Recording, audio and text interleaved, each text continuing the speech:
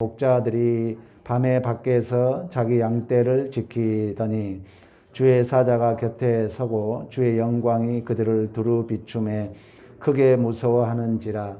천사가 이르되 무서워하지 말라. 보라, 내가 온 백성에게 미칠 큰 기쁨의 좋은 소식을 너에게 전하노라. 오늘 다윗의 동네에 너희를 위하여 구주가 나셨으니 곧 그리스도의 주시니라. 너희가 가서 강보에 쌓여 구유에 뉘어 있는 아기를 보리니 이것이 너희에게 표적이라 하더니 호련히 수많은 천군이 그 천사들과 함께 하나님을 찬송하여 이르되 지극히 높은 곳에서는 하나님께 영광이요 땅에서는 하나님이 기뻐하신 사람들 중에 평화로다 하니라. 아멘. 제목 한번 따라하겠습니다. 온 백성에게 미칠 큰 기쁨의 좋은 소식 성탄.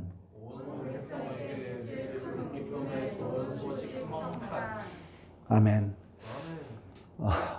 저도 청소년 시절에 오늘 새벽에 사실 기도하는데 오늘따라 이번 성탄에 더 옛날 청소년 시절의 성탄절이 생각이 많이 났습니다. 저도 그 청소년 시절을 시골에서 보냈는데 성탄절을 이렇게 이브 행사를 늦게까지 하고 그 추운 겨울에 새벽성을 돈다고 그 푸대 하나씩 들고 팀을 나눠가지고 우리는 꽤나 멀거든요. 거의 한 2km, 3km 이런 길을 멀리 갔다 왔더니 요즘같이 이렇게 따뜻한 난로가 어디 있습니까? 톱밥 난로를 피워놨는데 완전히 교회 안에 연기가 가득 찼더라고요. 뭐 따뜻하지도 않아. 그냥 연기만 차 있는 거예요. 그래서 거기서 앉아가지고 또 그 과자를 우리는 먹지 못하고 그걸 이제 포장해서 그 주일 학생들에게 나눠주려고 포장했다는 그런 옛날의 성탄절이 많이 생각나는 이번 성탄절이었습니다. 특히 코로나로 인해서 오늘도 아침 일찍 어떤 몇 분 목사님들이 예배를 드려야 되냐 말해야 되냐 전화가 왔더라고요. 그래서 저는 우리 교회는 그냥 우리 성도들 각자의 믿음에 맡기고 예배를 정상적으로 드립니다. 그랬더니 자기도 안 드리려 했는데 목사님 말을 듣고 드려야 되겠다고 그런 말씀을 하시더라고요. 오늘 어쨌든 이렇게 어려운 속에서도 함께 예배 드리게 됨을 감사합니다. 오늘 우리가 그 본문은 시대적으로 우리가 너무나도 잘 압니다. 힘의 원리의 그 어떤 힘을 가진 황제, 곧 이 힘을 가진 황제는 곧 신이다.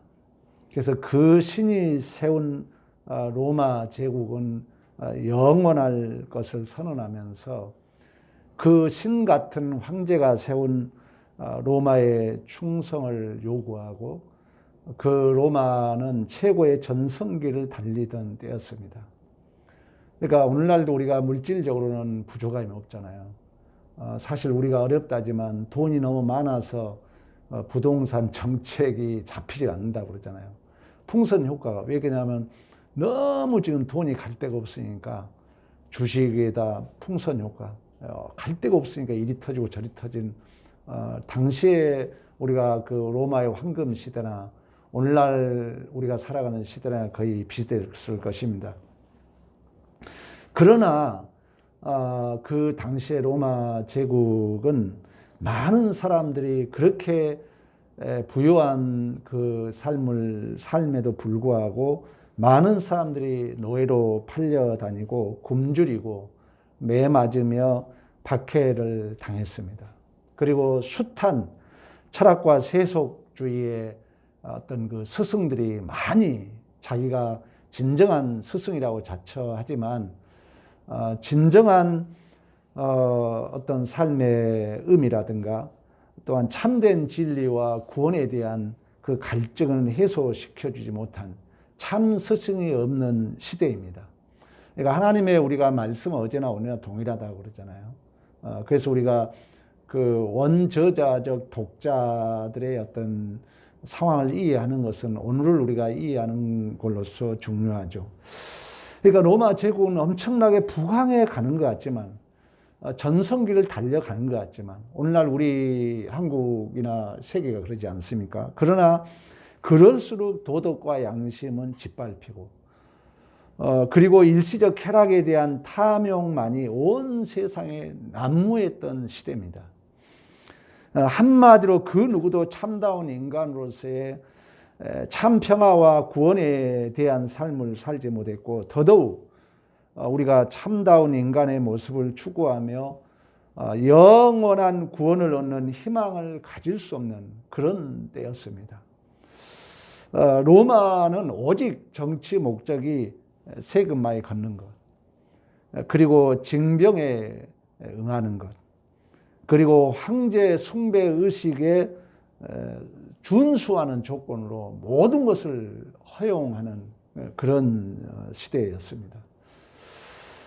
이러한 배경 속에서 세상으로부터 또 유대 동족으로부터 우리 기독교인들은 많은 시기와 핍박과 조롱과 수모를 당하는 그런 우리가 시대였습니다. 우리가 여러분 자주 얘기했던 것처럼 우리가 네로 황제, 64년도에 그 네로 황제, 그리고 그 이후에 우리가 도미티안 황제, 대표적인 아주 로마 그 황제들은 아주 악독했고, 특히 기독교인들을 아주 말살 정책을 썼던 그런 시대입니다. 이런 시대 속에서 이제 기독교인들이 생각하는 구원과는 오직 힘을 갖는 거예요. 오늘날 우리도 여러분 오직 내가 남에게 밀리지 않기 위해서 나도 힘을 가지려고 우리 박터지게 싸우고 있잖아요. 당시의 기독교인들도 그런 생각을 가졌습니다.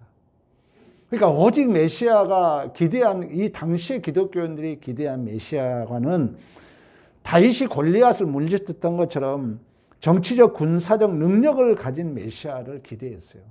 그러다 보니까 자연스럽게 이제 그런 과정 속에서 이런 이제 힘을 가지기 위해서는 이제 우리가 율법을 잘 지켜야 된다, 법을 잘 지켜야 된다 해가지고 소위 율법주의 바리새파들이 등장합니다. 그리고 이런 시대 속에서 우리가 오직 정치적, 우리가 군사적, 민족적 해방, 우리가 이 땅에서 우리가 잘 먹고 잘 살아야 된다. 그래가지고 소위 사두개파, 천국을 믿지 않는 현세적 구원, 이 땅에서 잘 먹고 잘 사는 게 최고다. 이런 이제 당시에 가장 종교 지도자들의 두 파가 등장해요. 여러분들이 잘 아는 것처럼 바리새파, 바로 사두개파입니다. 그리고 이제 본문 우리가 읽었던 것처럼 로마 황제 아구스토는 이제 로마 속국들로부터 아까 얘기했던 것처럼 세금을 원활하게 받기 위하여, 그리고 질서를 바로잡기 위해서 7년마다 한 번씩 소위 인구 조사를 했습니다.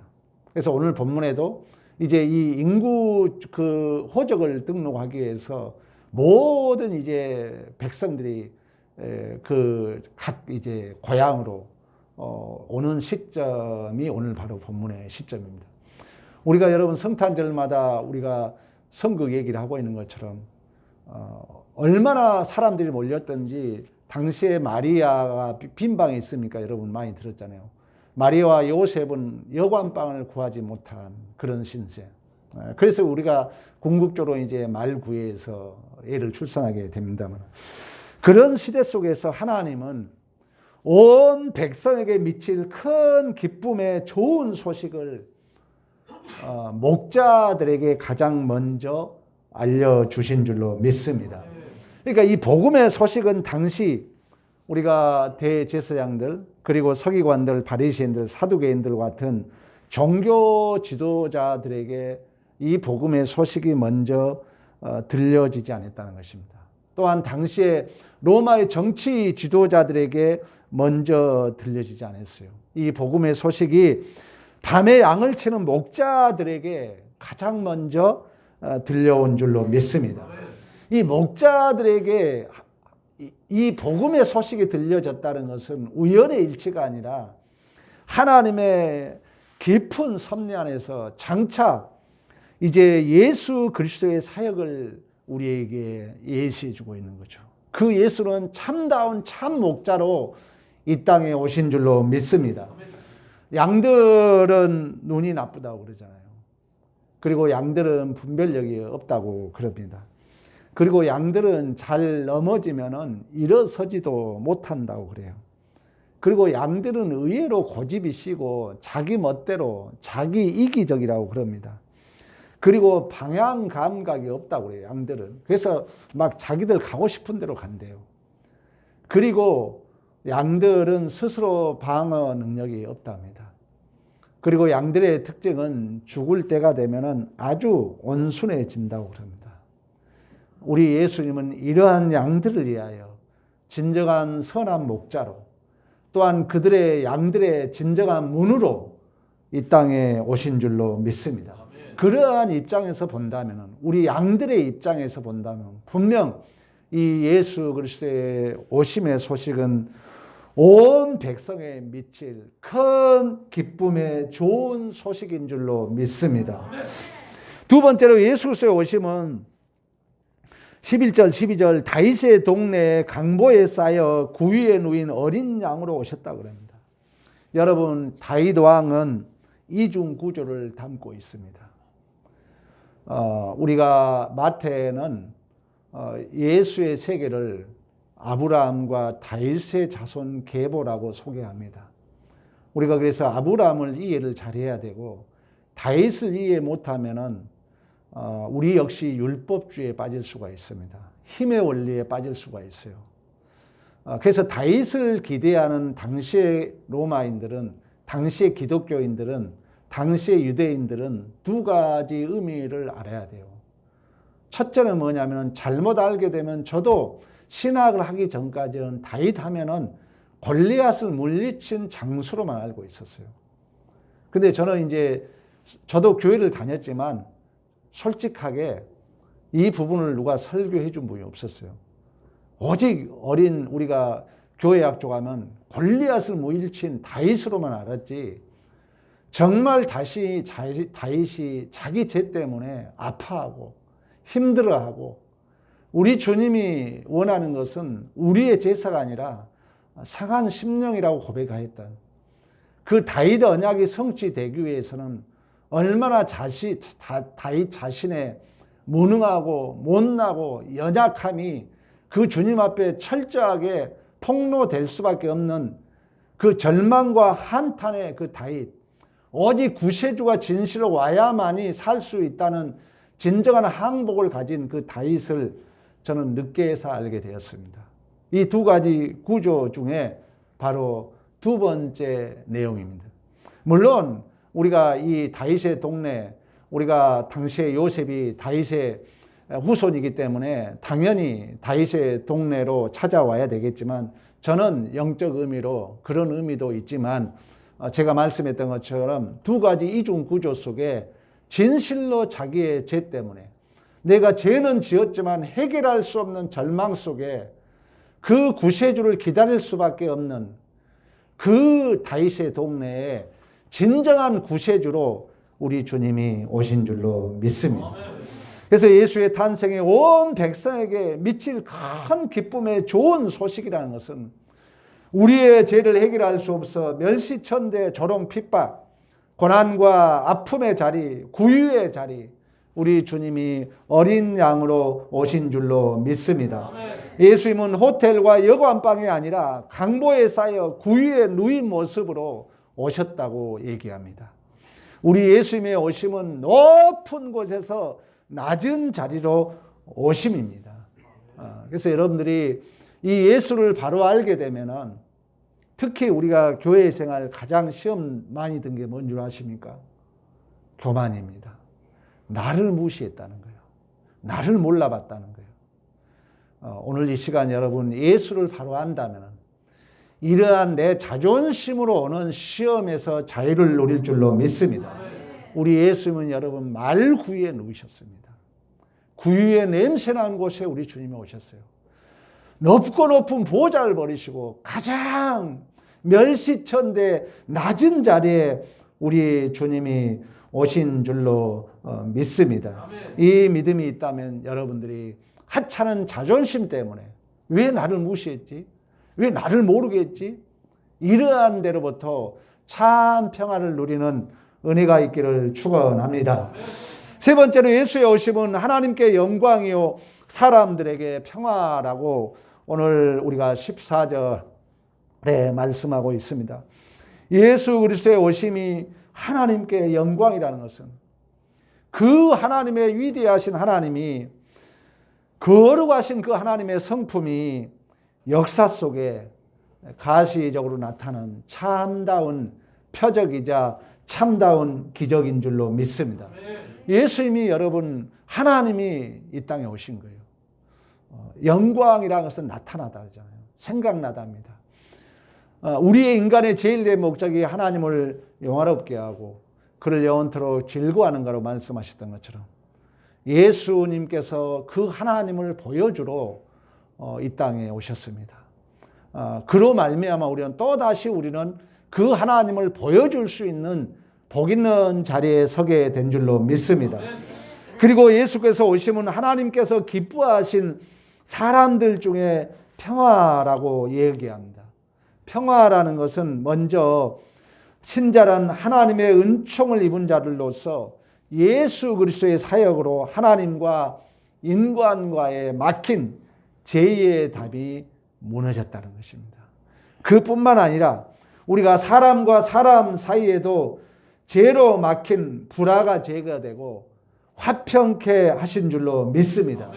그래서 우리 여러분들은 예수님이 하신 일의 가장 중요한 것은 평화입니다. 화평입니다. 여러분들이 어떤 자리에 섰을 때 기름이 되면 안 됩니다. 화가 났는데 거기에 기름을 부어 붓거나 또 상처받은 마음에 불화살을 쏘면 안 됩니다. 그것은 사탄이 하는 짓입니다. 우리 주님은 평화의 사신 오셨어요. 아멘. 불평한 자리에, 원망의 자리에, 아파하는 자리에 우리 주님이 오심으로 평화가 임했다고 말씀했던 것처럼 여러분들이 머무는 곳에 힘의 원리의 분쟁이 아니라 싸움이 아니라 참 평화가 임하기를 축복합니다. 아멘. 이처럼 온 백성에게 미칠 큰 기쁨의 좋은 소식은 이제 다시금 우리 자신들이 그 실체이신 예수 그리스도의 몸으로 이제 그 예수는 여러분 오셔가지고 이제 우리 안에 계십니다. 여인이 아들을 낳으리니 그 이름을 임마누엘이라 그 이름을 번역한 즉 우리와 함께 하심이라 말씀했던 것처럼 이제 우리 예수님은 멀리 계시는 것이 아니라 우리 안에 계신 줄로 믿습니다. 여러분 존재 자체가 오늘 우리가 제목에서 말씀했던 것처럼 온 백성에게 미칠 큰 기쁨의 좋은 소식인 줄로 믿습니다. 우리의 존재 자체가 이제 복음이라는 거예요. 또한 우리 존재 자체가 하나님의 하나님 되심을 드러내며 하나님의 성품을 가시적으로 드러내야 할 우리 존재 자체가 하나님의 영광인 줄로 믿습니다. 또한 여러분의 존재 자체가 이제 불화한 자의 진정한 화평을 우리가 실어내야 할 진정한 축복의 통로인 줄로 믿습니다. 우리 고린도후서 한번 찾아보겠습니다. 고린도후서 4장입니다.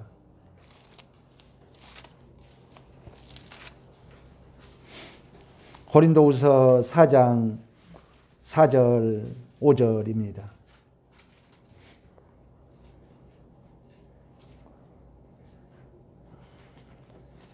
우리 고린도후서 4장 후서입니다. 4장 4절부터 6절까지 우리 4장 4절 그리고 6절 두 절 합동합니다. 우리 시작. 그 중에 이 세상의 신이 믿지 않은 자들의 마음을 혼미하게 하며 그리스도의 영광의 복음의 광채가 미치지 못하게 하매니 그리스도는 하나님의 형상이니라. 6절 시작. 어두운 데 빛이 빛이라 하셨었던 그 하나님께서 예수 그리스도의 얼굴에 있는 영광, 하나님의 영광을 아는 빛을 우리 마음에 비추셨느니라. 아멘.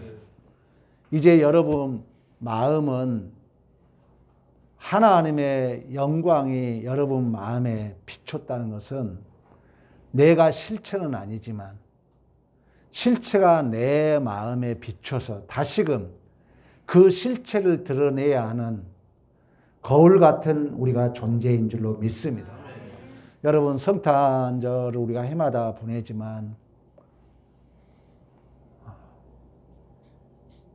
하나님이 제가 오늘 새벽에 기도하는데 강한 마음을 주셨어요.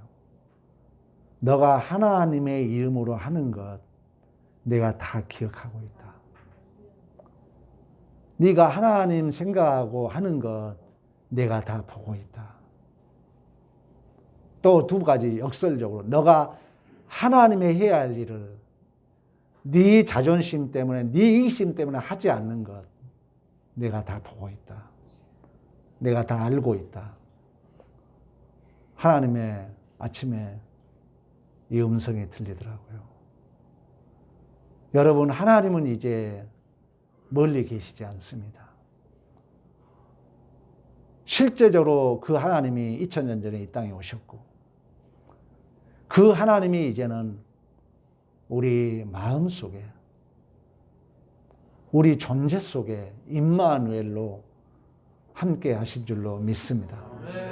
우리가 매 해마다 성탄절을 보내지만 꼭 여러분 이 말씀 붙드시고 2020년이 이렇게 아쉽게 지나가지만 저는 지금 우리 교회의 소망을 보게 됩니다.